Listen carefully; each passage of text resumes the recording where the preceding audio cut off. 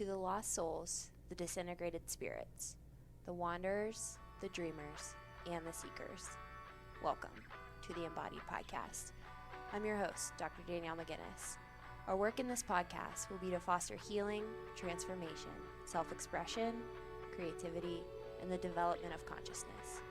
So with our intentions grounded firmly, let's settle in and do some integration work.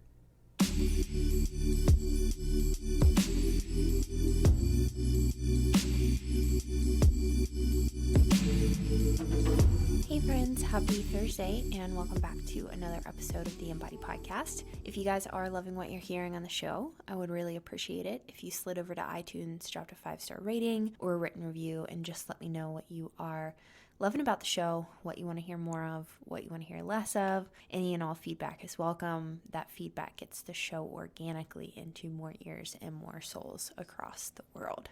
So I am back from another mini hiatus.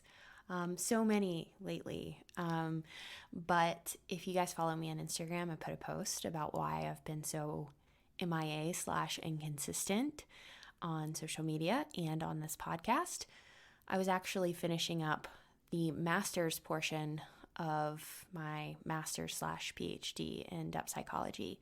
So for the past 4 weeks, I've been taking these PhD entrance exams. So it's been incredibly rigorous. All of my bandwidth was going in that direction. And so I passed. It's super exciting. And, just have a couple weeks off and just chill a little bit. So anyway, that's why things have been so inconsistent on this podcast. Before I get into today's episode, I just wanted to let anybody out there know who's listening and isn't interested that my fiance and I are launching our 6th book club together. This time we are going to be doing The Soul's Code by James Hillman, which I'm super excited about. If you guys have listened to the podcast a lot, I refer to Hillman and his work a lot, and he takes a lot of non-traditional approaches to working around particular psychological ideas. For the Soul's Code in particular, he talks about the idea of destiny, fate, building character, and this idea of growing down as opposed to growing up. So he really takes a reversed look at the developmental approach, because the developmental approach to a lot of the way that we look at our psychological life can be rigid and create a lot of stagnant ideas. And so Hillman shakes that up in the Soul's Code. So if you're interested in joining us for this book club, as always, it's pay what you want. It's donation-based, so you get to choose the price. You can find all of the details in the link that I'll put in the show notes on the website. We don't provide the books. You'll have to get the book yourself, but there should be dates on the website of the times that we're going to be meeting. We usually meet on Sunday afternoons, once a month. So our first meeting is on October 30th, so there's some time. But definitely secure your spot if you're looking to join the book club.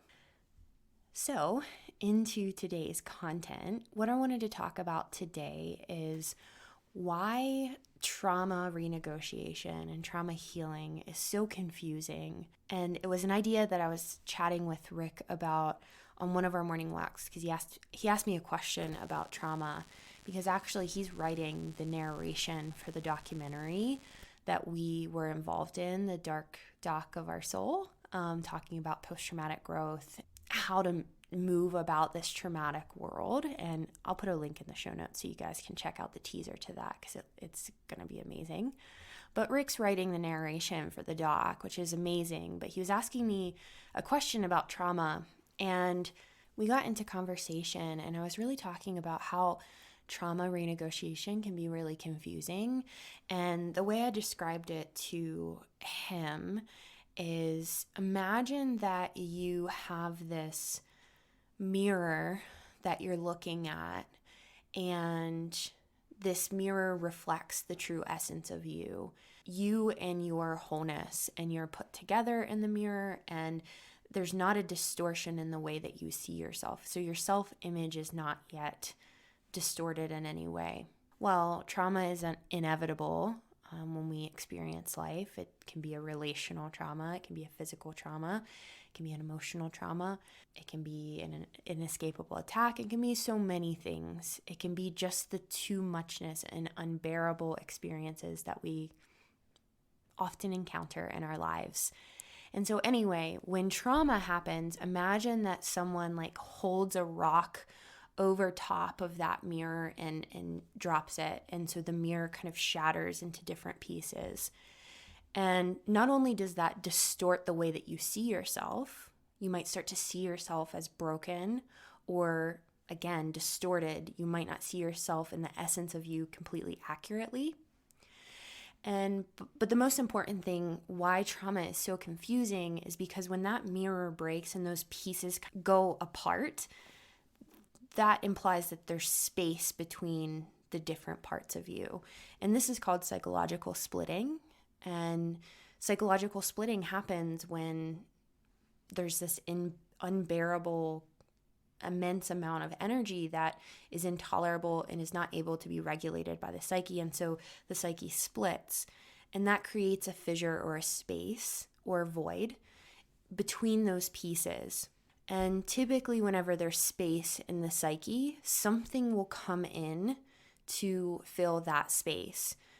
Ideally, in an ideal world, it would be wonderful if resource, support, care, love flooded into that space when we experienced a trauma. Most often, that does not happen. And so what enters into that space is survival-based adaptations.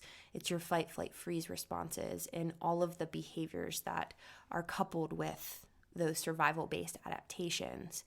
And so what happens is not only do we live our lives continuing to see ourselves through this fragmented and distorted lens, we also have a lot of different split off parts that what fills the space in between those parts is survival adaptations. And from a somatic experiencing approach, what we're trying to do is take little pieces between things that have become what's called uncoupled or overcoupled and work on the energy that is collapsed in that space in between the different parts.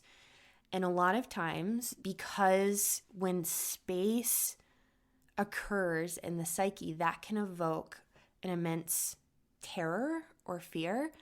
I believe that that's an archetypal experience, our reaction to this pattern of void, a pattern of emptiness, a pattern of loss, a pattern of like the dark abyss. The human psyche, I think that there is an archetypal pattern of a fear response to that. And so not only is there survival-based adaptation in that space, but oftentimes that those adaptations are coupled with terror and fear. And so really we're trying to create this counter vortex of resource to balance out the fear of space, and then go in and pull little pieces out of those spaces and allow those to release, and those pieces that were once fragmented start to come back together. The essence of you starts to come back together. So trauma healing is really confusing because when you start to work on those survival-based adaptations or the particular behaviors that flooded into that space when there was trauma, well, again, if you're renegotiating and releasing this stuck energy, there's going to be space again. And this is why trauma healing is really important to go slow in trauma healing, because you don't, sometimes with cathartic releases and big releases of somatic survival energy, it creates, again, this kind of big space, and then your body, it's like, oh, that feels good for like a second or a day, and then that survival-based adaptation floods back into that space. And so this is why it's really important to go really slow and take a lot of small pieces, because we're working with this survival-based adaptation, creating more space in the system, and then going back and creating resource around having that space. Because so many people are so scared of having more space and expansion in the psyche because it somatically is a reminder of that traumatic experience when there was space before. And that's why trauma is really confusing, because just because there's space and expansion now does not mean that the body is registering that space and expansion as positive, especially if space and expansion have been coupled with traumatic experiences, abandonment, neglect, abuse. And so it's very, very important to go in, release and move some of that energy and renegotiate it, and then create resource around the new space. And then again, if you do that in a slow, titrated way, it helps those pieces that were split move closer together, so that when you're releasing survival-based energy, you're not going back into that initial state of space. The space is smaller, it's much more manageable, and there's resource associated with it, which is often what is missing in the initial traumatic experience. And so anyway, I just think that metaphor of, like a mirror being shattered, and that's the essence of you, and then slowly putting those pieces back together. And it's not saying that you're going to go back to this original state of wholeness where your essence has no blemishes or scars or cracks. It's that you start to see the essence of yourself a little bit more accurately than that distorted, fragmented self-image that came about as a response to the traumatic experience. So I hope this made sense. I mean, these are my intuitive musings because I think in images. Another way you could look at this is like a puzzle. Like sometimes, you start out in this world as like a put together puzzle. Every piece is in the right way. And then something happens and the puzzle gets split apart. And your job is to go in there, ask questions, get curious, have support so that you can start to put those puzzle pieces back together. And again, this isn't going back to original wholeness where innocence and naivety of childish ways of orienting to that self-image.